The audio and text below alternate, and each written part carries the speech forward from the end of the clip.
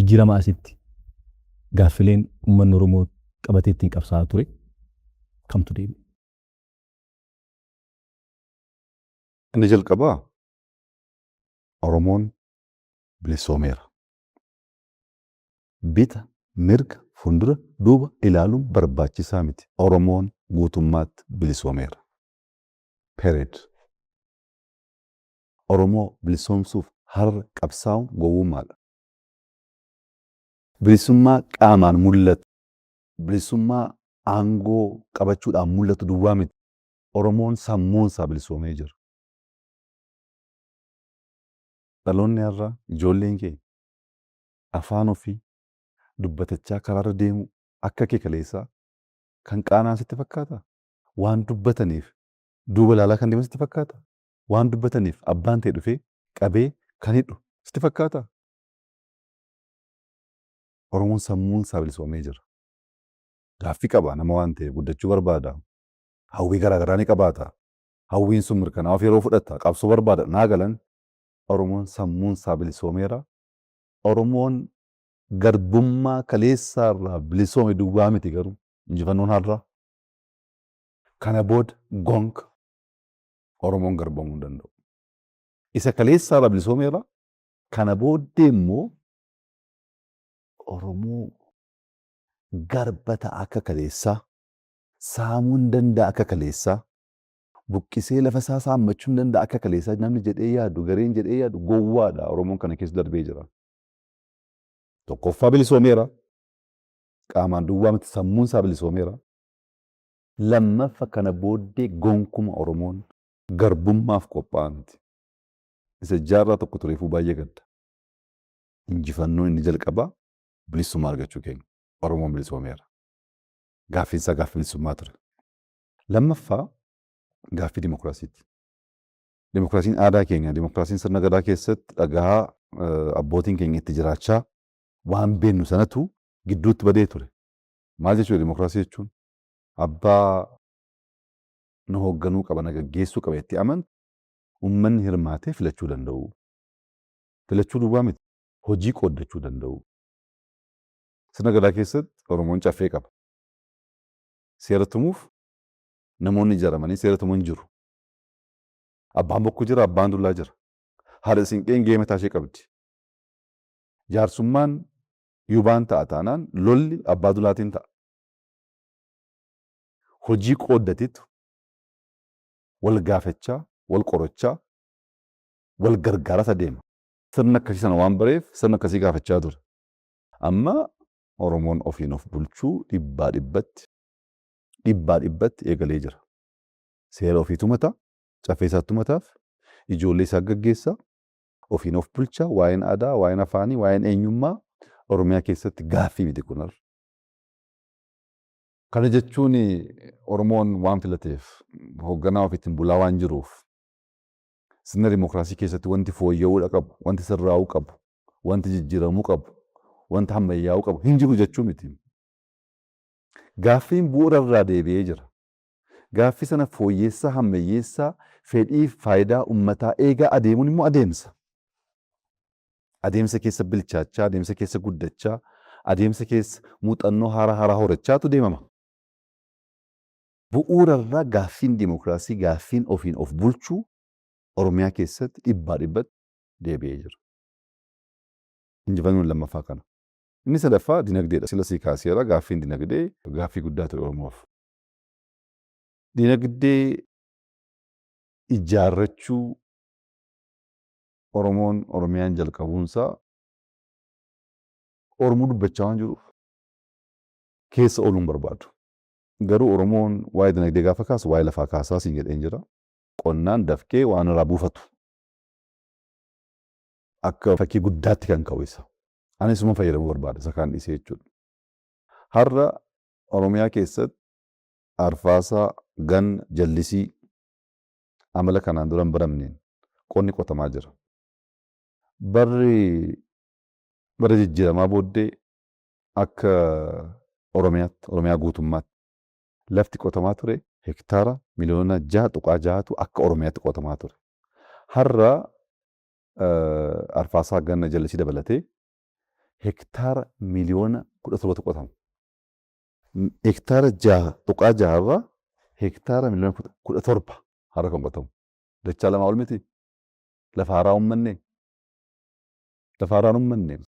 Lafa babal'ifannee waan hanqatutti guunnee kilaastara jennee uummata keenya ijaarranne uummata miliyoonaan lakkaa'amutu kilaasteraan ijaaramee jira. Maal buufanne kanarraa bara 2010 dhumarra Oromiyaa osoo buna hin dabalatin boqqolloo, xaafii, qamadii oomishtummaa hunda walitti qabdee gara miliyoona 168 ture. Akka waliigalaa oomishtummaan naannoo Oromiyaa 168. Bara darbe kanoo buna osoo hin dabalatin ammas bunni baay'ee waan ta'eef buna osoo hin dabalatin miliyoona 510 bara darbe. Miliyoona 510 yoo jalqabnoo miliyoona 168 amma walitti qabi ilaali. Lafti 6.6 irraa 17 ga'ee jira. Oomishtummaan irraa argannu 168 irraa 510 ga'ee jira. Qonni Oromoon jaallatu sun dachiin Oromoon jaallatu sun humna isaa dafqa isaatiin oomishtummaa guddisuudha yaalu sun deebisaan jiru waggaa 8. Waggaa 100f isaa olitti qonnaan jiraachaa turre miti. Waggaa 100 ol qonnee miliyoona 160 qonnee waggaa 8 keessatti 510 ga'u jechuun deebi'ee fixatee jira dhumatee wansiin jechuu baadde illee guddina mul'atutu jira. Akka kaleessaa abbaan barbaade dhufee qonnaan bulaa Oromoo buqqisee ari'ee lafa isaa irratti waan barbaade ijaarrachuu danda'a? Hin danda'amu waan akkasii jira. Isa kaleessaa akkoo namni waa'ee naannoo Finfinnee kana kaasa malee Bishooftuu soo deemte, Adaamaa soo deemte, Jimmaa soo deemte wal fakkaata. Diinonni keenya har'a bosona keessa teessee fagoo teesseetu gama gurguratti Shaashamannee keeya, Adaamaa keeya akka barbaadan saammachaa turan. Inni jira har'a hin jiru. Abbaan lafummaa isaa aangoodhaan mirkanaa'ee jira. Seera mootummaatiin immoo mari'achaa jira. Boriftaan guutummaatti abbaan lafummaa isaa hin mirkanaa'a amantaa jiru immoo nan qaba. Amma sun ta'utti qabsoon keenya guutuu ta'uu hin danda'u. Oromoon lafa isaa irratti guutummaatti murteessuu hamma danda'utti mootummaan barbaade dhufee kan koof kan keeti jechaa saammachaa inni mirga ta'uu hin danda'u. Gama dinagdeen keessattuu qonnarra jijjiirama akkasii jira. Qonna immoo dhiisi galii ilaali. Galiin mootummaa naannoo Oromiyaa bara 2010 biliyoona 13.8 ture. Biliyoona 13.8. 13 bara darbe bara amma finne kana. Galiin naannoo Oromiyaa biliyoona 342. 13 ture 342 galeera. Dachaa meeqa jechuu hin danda'u baay'ee waan ta'eef. 13 irraa 342 kan galchee kan bilisummaa sasii kaasedha. Sammuun bilisoome hin hojjeta. Sammuun bilisoome hin kalaqa. Sammuun bilisoome hin daldala waan ta'eef achi keessatti immoo geessa taphachaa deemaa jechuudha. Galii duwwaa immoo miti. Bageeta mootummaa naannoo Oromiyaa olaaltee bara 2010 bajanni mootummaa naannoo Oromiyaa biliyoona 52 ture. 52. Bara kan dheengaddaaf caffeen meeqa kan murteesse? 704. 52 irraa 700. Hamma bajanni guddate hojiin babal'achaa jira jechuudha. Amma bajanni guddate bu'uurri misoomaa babal'achaa jira jechuudha. Amma bajanni guddate magaalomuun Oromiyaa keessatti babal'achaa jira jechuudha. Magaalomuun of keessaa waan baay'ee qaba. Hojii qaba. Daldala qaba. Qabeenya horachuu qaba. Waan qabdu irratti immoo gatiin isaa guddachuun magaalummaa keenya ba'a. Magaalummaan babal'ataanaan sarviisiin gahaa ta'e hin jiru. Mana barumsaa, yaala, infraastiraakchara garaagaraa bu'uura misoomaa babal'isuudhaaf gaafa namni naannoo tokkotti jiraatu baay'ee salphachaa deema. Magaalummaa Oromiyaa garuu waa fudhattee waggaa 5-6 duratti dhugaa dubbachuuf magaalli Oromiyaa jechuun fakkii xurii, fakkii ajaa abbaan barbaade dhufee achi gara sanatti qorqorroo kee ijaarrattaa, gara kanatti qorqorroo koo ijaarradha, maastar pilaaniin hin jiru, namni nama gaafatu hin jiru, abbaan irree, abbaan humnaa, hattuu tokko tokkotti waan barbaade kennee akka barbaade mancaasaa turan. Daandiin asii daandii irraa meetira 3-4-5 namni miilaan deemuu hin danda'u Oromiyaa keessatti. Qorqorroo abbaan barbaade akka barbaadetti ijaarrate jechuudha. Magaala tokko na waamuu hin dandeessu Oromiyaa keessatti. Magaala tokko. Hunduu xuraa'aa, hunduu ajaa'aa, hunduu waan abdii keessaa ilaaluu hin dandeenye ture. Ijoolleen magaala akkasii keessatti guddattee waan guddaa hawwuu waan haaraa kalaquu hin dandeessu. Har'a Bishooftuu laale, har'a Daamaa laale, har'a Jimmaa laale, har'a Roobee laale, har'a Maayaa laale, Naqamtee laale, Shaashamannee laale. Bakka kaleessaa jiru. Kun maaliif ta'e? Sammuutu bilisoome waan ta'eef sirnaan dhaabbatee yaaduu, hojjetee buufachuu, kan buufate irraa mootummaasaaf gahee isaa ba'achuu,